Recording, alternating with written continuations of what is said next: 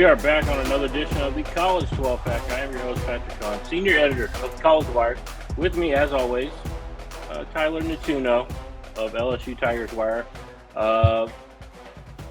Big week. We're actually doing two shows this week, so that's a little different for us, Tyler. But I'm looking forward to it, getting to talk about, we're talking about the Big Ten today, and then later in the week we can get into the ACC and kind of maybe throw in Notre Dame in there since they're an honorary member. But we'll talk about that later. This week, lots to talk about. I hope you enjoyed your holiday. I know we tried to record last week, had some technical problems, but we're going to chalk that up to holiday week. So, Tyler, what do you say we jump right in this week's show? Before we get to the Big Ten, let's talk about what's going on in the Pac-12. San Diego State, are they in? Are they out? It sounded like San Diego State was trying to stay in the Mountain West, but the Mountain West is saying, you're out of here. Yeah, I mean, that's essentially what happened. So, this whole thing has been a real mess. It's kind of, I think, fallen under the radar a little bit because it's happening just during the deadest part of the offseason, but this is a real mess for San Diego State. So, essentially, to recap, so back on June 13th, they send a letter to the Mountain West, basically stating their intention to leave the conference. But they do that with apparently not an actual offer to go to the Pac-12 or the Big 12. That offer was not in place. So they later go to the Mountain West and ask for an extension in their request to leave the conference. That ultimately is rejected. And now the Mountain West is basically claiming that San Diego State did leave the conference. July 1st was the deadline to notify the conference. They're claiming they did notify the conference and are leaving, and now owe the nearly $17 million exit fee. So, this is kind of a problem. It could lead to some litigation, could be pretty tough. But right now, San Diego State kind of looks to be in limbo. No offer from the Pac-12, none from the Big 12. And, we'll see what the Big 12 is doing. They haven't really made any moves. There were rumors that they might be targeting the four corner schools in, Utah, the Arizonas, and Colorado. They haven't done that. Pac-12 doesn't seem to be moving before they get their TV deal done, which is dragging on to the summer. Tough situation for San Diego State. It's almost like they had a gentleman's handshake on heading to the Pac-12. Kind of like the Alliance. You remember the Alliance before who could forget the Big Ten went back on that. Before the Big Ten went back on that and started just grabbing the best schools out of the Pac-12. But while we're talking about realignment, that's a lot of that is going to come later on down the road, I'm afraid. The Big 12, as you talked about, there's moves to be made. We don't know what's going to happen. But let's get to the Big 10. And before we really dive into our season preview, big story coming out of Northwestern. Pat FITZGERALD placed on administrative leave for 2 weeks suspension, no pay, while they investigate hazing. What exactly kind of is your take on this, and how did this all come about?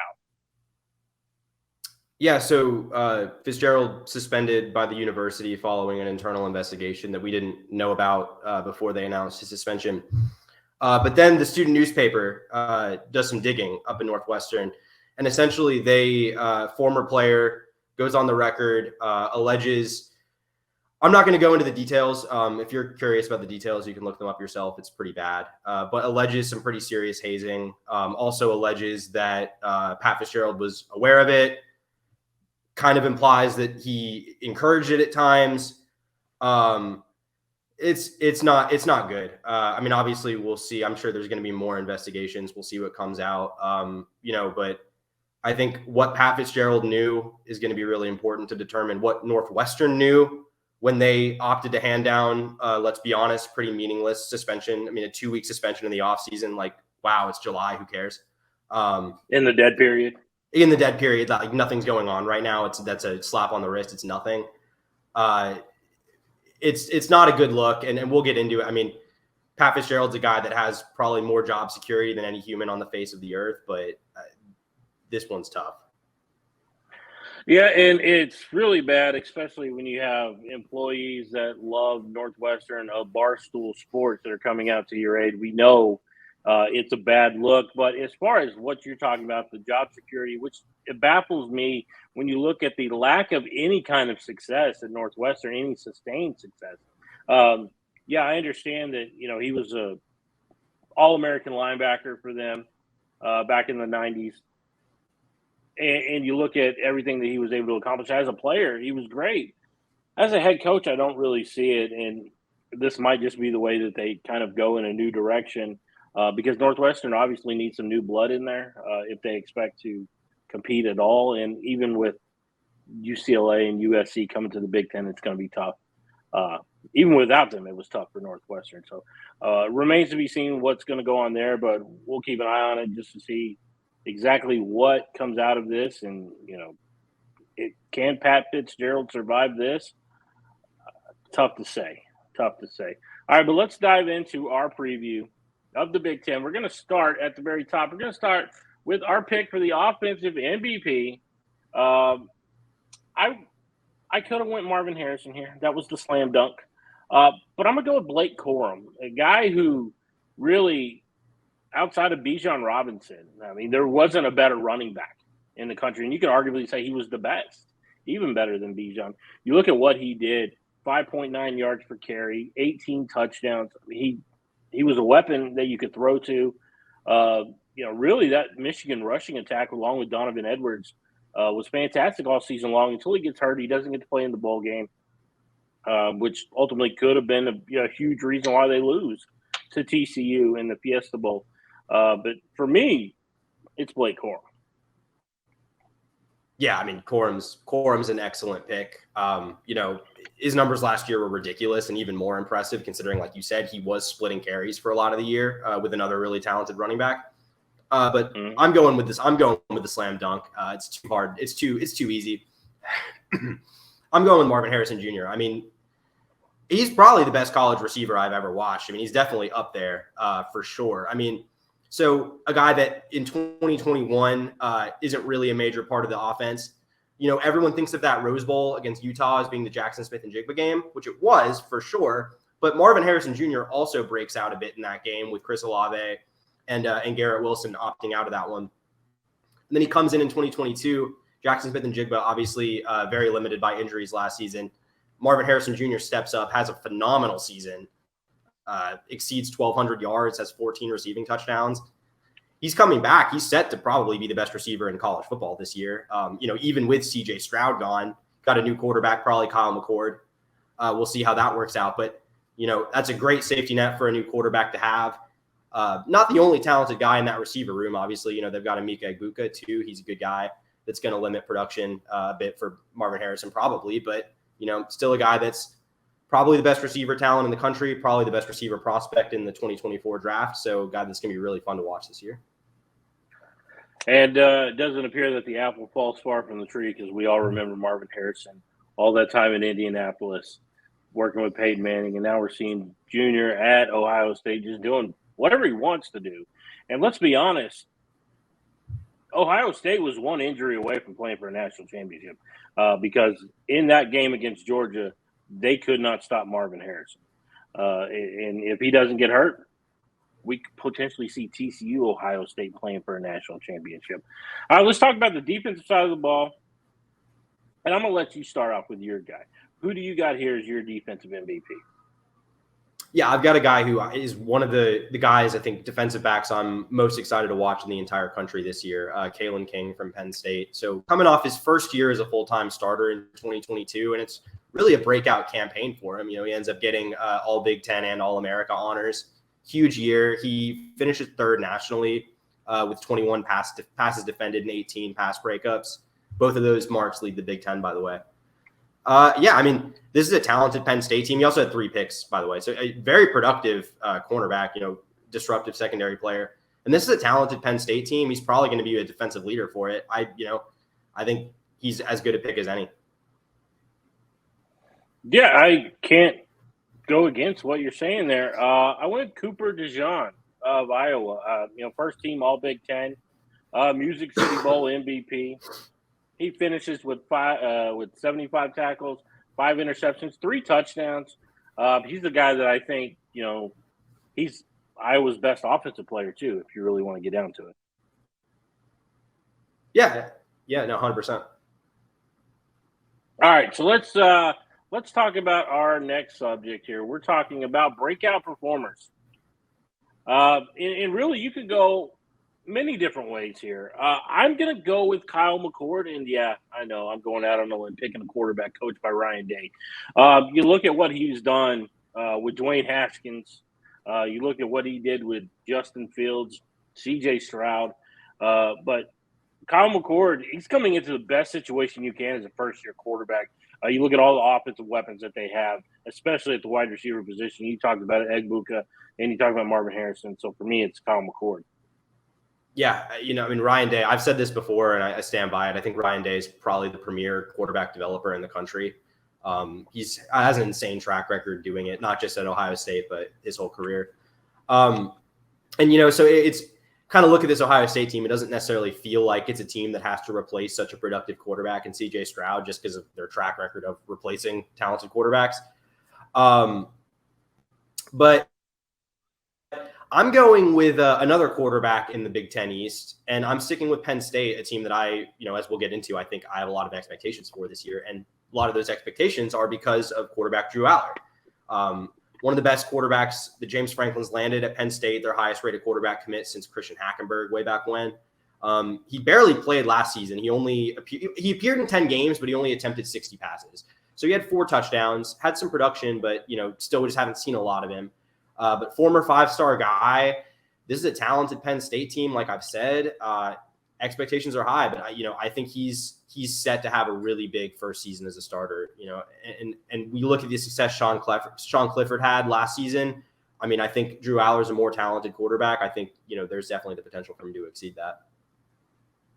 Oh, absolutely. And then you look at Nicholas Singleton, who he's handing off to, 5-star guy, and you saw what he could do.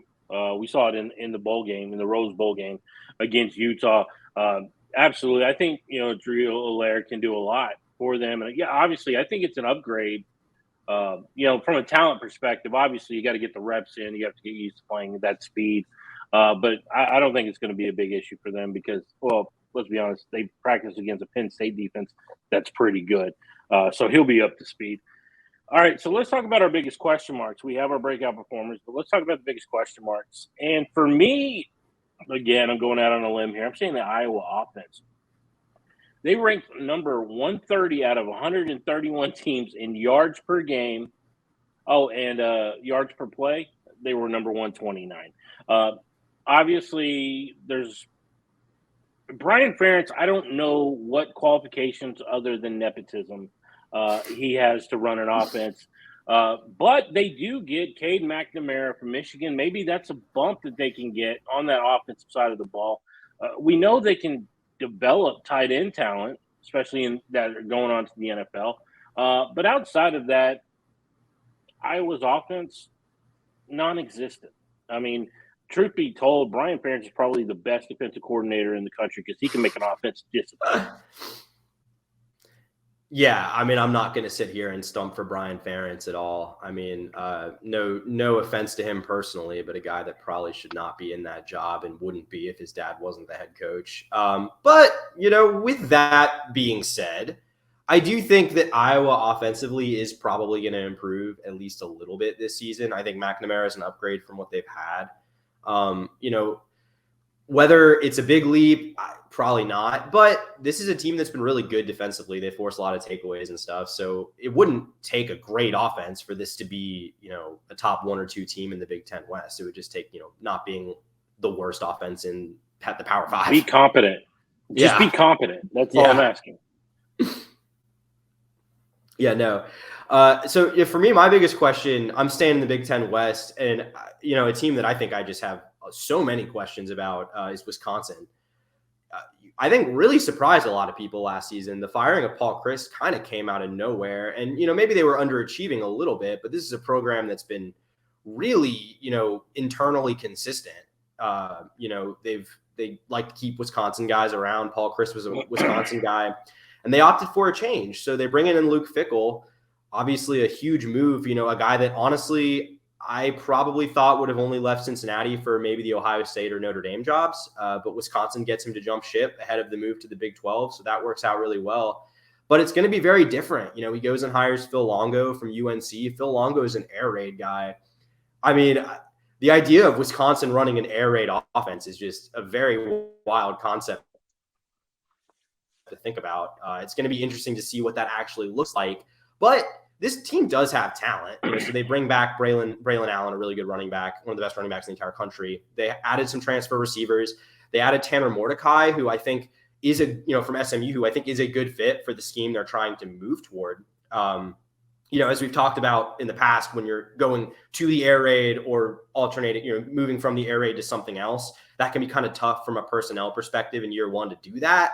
So I just have a lot of questions. I don't think Wisconsin, I think they have the talent to maybe be the best team in the Big Ten West, but there's just a lot of question marks about this team. Yeah, and don't forget Tanner Mordecai before at SMU working with Red and Lashley. He was at Oklahoma, Lincoln Riley. So he kind of has that air raid in him. So that's really going to help him benefit. Yeah, I get what you're saying. And to me, the Luke Fickell hiring kind of came out of nowhere. I thought they were going Jim Leonard for sure. I thought they were going to keep him, but obviously they want a new philosophy. Go with Luke Fickell, who's a Big Ten guy. He's been around Big Ten. He played there at Ohio State, coached there for many, many years as far as an assistant. Got his shot. Didn't work out, but it seems like he's kind of figured it out. So we'll see how that plays for Michigan. Now, let's go under pressure here. Who's got the most pressure heading into this coming season? And I think for you, it's a team we've talked a lot about. It's Penn State. Yeah, 100%. For a team that loses its starting quarterback, I think the kind of consensus opinion is that this team is poised to take a leap forward this year. I think it's probably the most talented team James Franklin's had at Penn State since he won the Big Ten back in 2016. We've talked about Drew Aller, talked about, defensive guys, Kalen King. They also have Chop Robinson. They've got talented guys, Nick Singleton, obviously.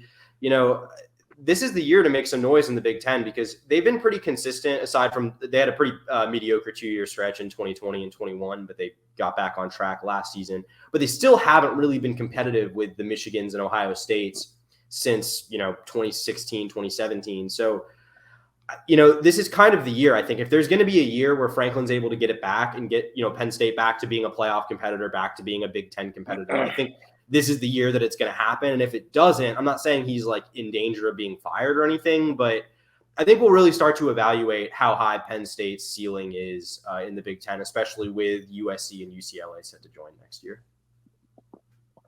Absolutely. I mean, they do play in the tougher division in the East, and obviously they're always going to be second fiddle to Michigan, Ohio State. It's going to take beating one or both really to kind of get into that college football playoff. They got to the Rose Bowl, and obviously last year they go because Michigan's playing in the playoff, as is Ohio State. So, but we'll see. They do need to take that step up, and maybe the changing quarterback is going to help them a little bit.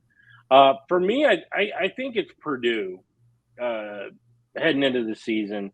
Just looking at Jeff Brom leaving, Brian Brom leaving with him. Graham Harrell's now going to run the offense. I mean, I know they bring in a defensive guy to run the team coming over from Illinois, and we saw how fantastic that defense was. But really, Graham Harrell, who hasn't seen a ton of success running offense, and we saw what his offense looked like at West Virginia. Obviously, he was using Neil Brown's cookbook, so to speak. So we'll see he's got a head coach that doesn't have a whole offensive lean. So this might be the first time we actually see what Graham Harrell is made of as an offensive play caller. Yeah. A Purdue program whose success under Jeff Brom is just kind of been tenuous the whole time just because of like the nature of the job. Like it's a tough job. Even being in the Big Ten West, it's a tough job. And Purdue managed to stave off Louisville coming for Jeff Brom once a couple years ago. Weren't able to stave him off a second time. Obviously, that's his dream job. Yeah, played there. And so big change for them this offseason, but I'm not negative on them. Like I like the moves they made. I think Ryan Walters is a good coach. I think hiring Graham Harrell was a smart move. I just think we'll see. Like I'm fairly optimistic there, especially in the Big Ten West, but it is going to be a big change this year, especially because of how much Jeff Brom was overachieving. And not just from that point of view, but kind of what we talked about with Penn State. You got USC, UCLA coming in, so you have some new blood coming in.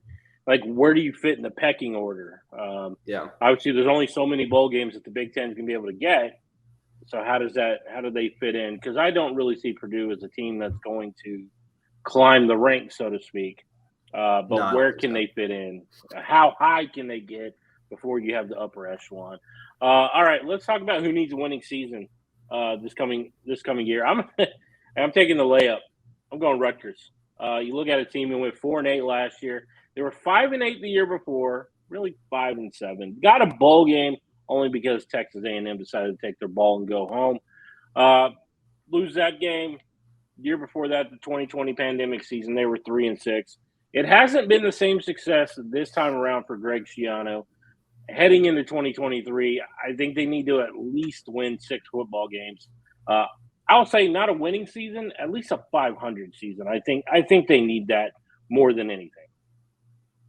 Yeah, this is a tough job. Team that probably never had any business being in the Big Ten, especially in the Big Ten East, in the first place.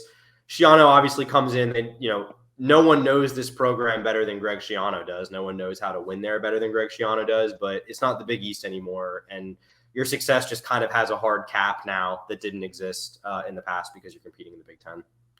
But for me, I'm going with a team who my temperature has changed a lot on in the last couple of years, and that's Indiana. There was a time that I think Indiana looked like a program that was kind of on the rise. In 2019, they go 8-5, almost get to 9 wins. And then they come out really strong in the COVID year. In 2020, they go 6-2, obviously had some games canceled. So sort of an incomplete sample size there, but they enter 2021, getting Michael Penix back, a lot of optimism, doesn't really go their way.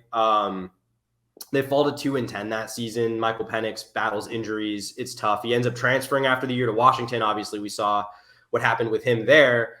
They go with Connor Bazelak, a transfer from Missouri. That doesn't really work out last year. They improved their record to 4-8, but not really anything too special there. So all of a sudden, this was a team that was like, overachieving, and now they're 6-18 in the last 2 years. That's not going to cut it. They literally need a winning season, and I think if they don't, Tom Allen's probably at least could be on his way out. I mean, there aren't ridiculous expectations at Indiana, but at the same time, things are definitely trending in a bad direction right now. Yeah, I agree with that. And, a lot of people are like, well, it's Indiana. And it's like, well, you got to have some sort of expectation. Mm-hmm. And if you can't reach that, then you need to find somebody who can. Not a lot going on in Bloomington these days. Their basketball team starting to climb back up, but they're not where they were in years past. But looking at Indiana, they need the football team to step up. Tom Allen, again, he was a coach that looked like he had a program on the rise. Michael Penix leaves, and it all fell apart. So I'm going to be I'm 100% with you on that one. All right, surprise team going into this season, I'm going to go with Maryland. You talk about Talia Tagovailoa returns, the additional staff, Josh Gaddis, Kevin Sumlin. It's hard to see them go anywhere but up here. Josh Gaddis, who obviously was the scapegoat down in Miami, it didn't work out. I don't think it was his fault, but somebody had to get fired after they didn't reach their level of expectation in year one in the Mario Cristobal era. So I'm looking at Maryland. I think the Terps are a team to pay attention to at least. Are they going to win the Big Ten? No. But I think they're going to be a lot better. I think a game or two better, or a win or two better this upcoming season. Yeah, I really like that pick. I think this is kind of a Maryland team that's been pretty close. They've had some decent success, have played teams like Ohio State tough, but haven't really been able to get that signature win under Mike Locksley yet. But Talia is coming back, one of the more talented quarterbacks in the entire conference. I think this is a scrappy program. They play tough, and I think they're kind of due for a year where they maybe exceed expectations a bit and are at least make some noise in what's one of the toughest divisions in the whole sport. But my surprise team is, a team that I think really came out of absolutely nowhere last year to have a very successful season, is Illinois with Brett Bielema. And, that's obviously a job that's been tough. He replaced, they just, Lovie Smith didn't succeed there, but no one really has succeeded there. It's a tough job. And he comes in and basically just tries to do Wisconsin again, but this time at Illinois. And it actually seems to be working. They go 8-5 last year. they lose a lot defensively. Not, we talked about Ryan Walters, their defensive coordinator, heading to Purdue to become the head coach. But but not just him. They lose a lot of talent. They had 4 players drafted. That was the most they've had since 2013. And the highlight of that group was obviously Devin Witherspoon, who goes 5th overall, the cornerback. So it's a really, was a really talented defense in 2022, one of the best in the entire country.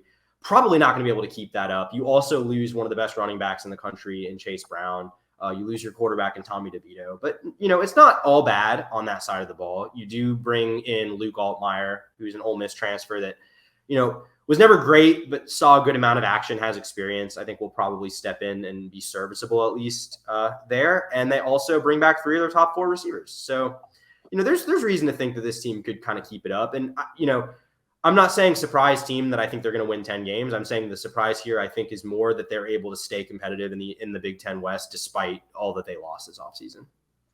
Right. You look at, they were a surprise team a year ago based on how that defense played. I mean, you look at all the statistics, top 3 defense in the country. Nobody saw that coming. That's a large reason why Ryan Walters got the job at Purdue. Mm-hmm. But yeah, I think with the weapons that they have and Luke Altmaier, I think he's underrated. I think so too.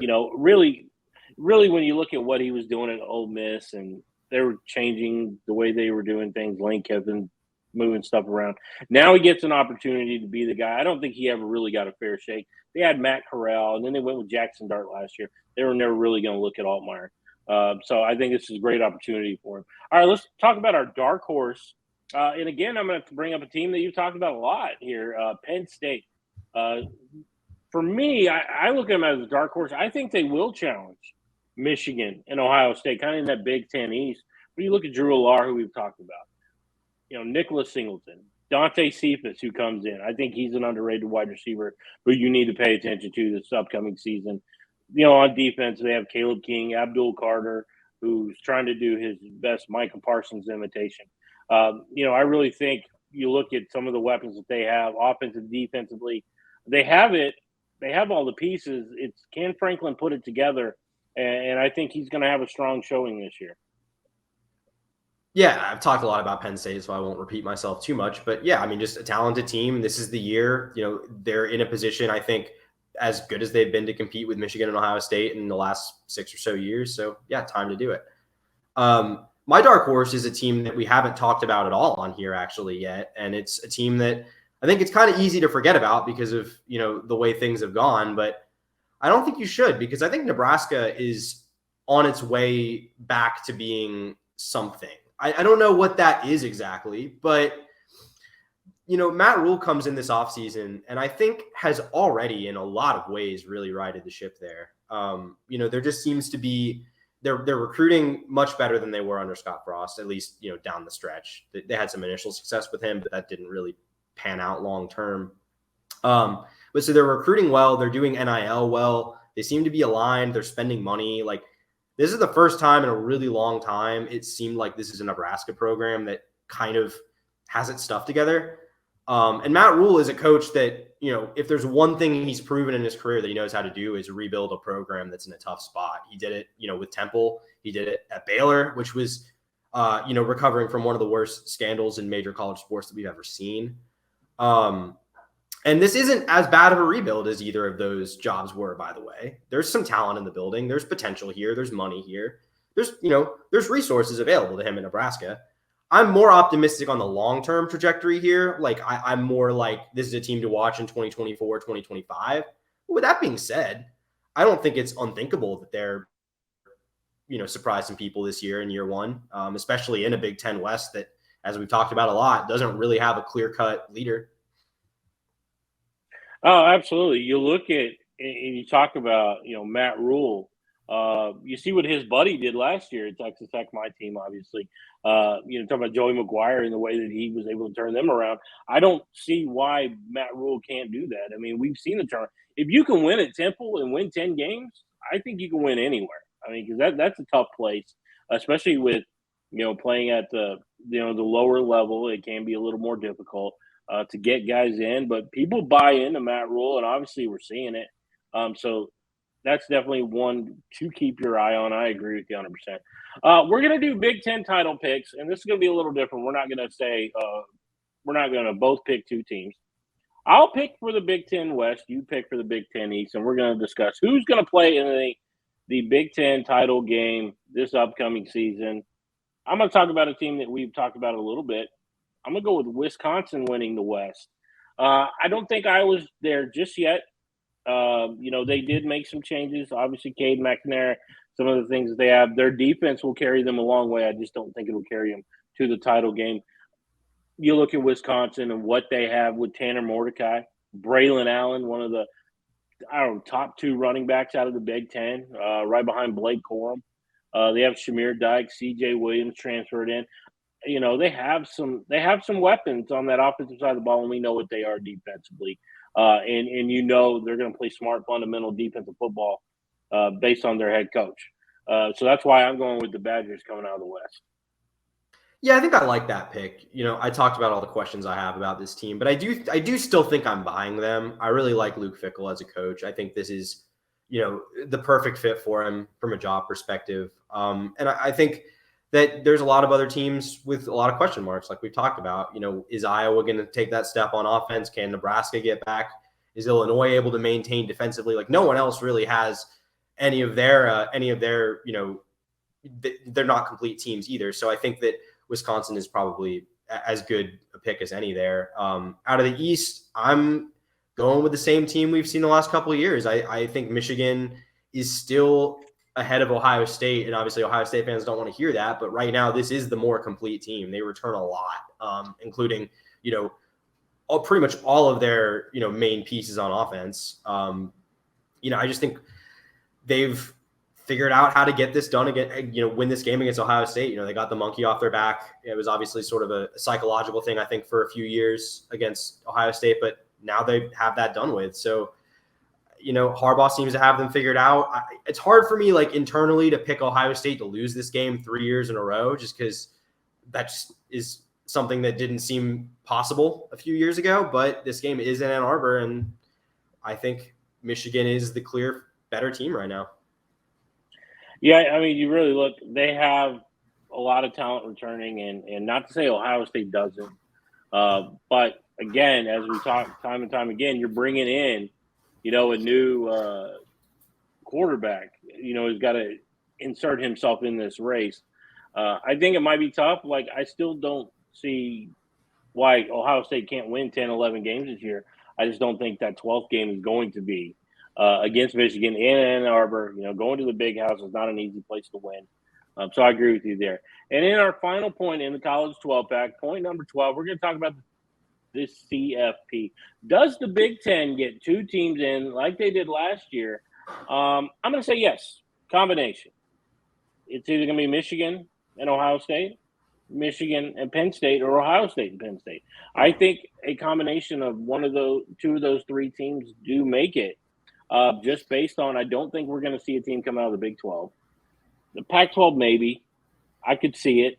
But again, until they prove it, I'm going to go with the Big Ten getting two teams in this year with a combination of an SEC team and an ACC team. Yeah, I'm going to disagree with that. I think the Big Ten only gets one in this year. And just, I look at these teams, I think Ohio State, the schedule is just a little too tough there for me. Even disregarding the Michigan game, whether they win or lose that game, they still have to go on the road to play Notre Dame and Wisconsin. I don't think either of those are going to be gimme games this year.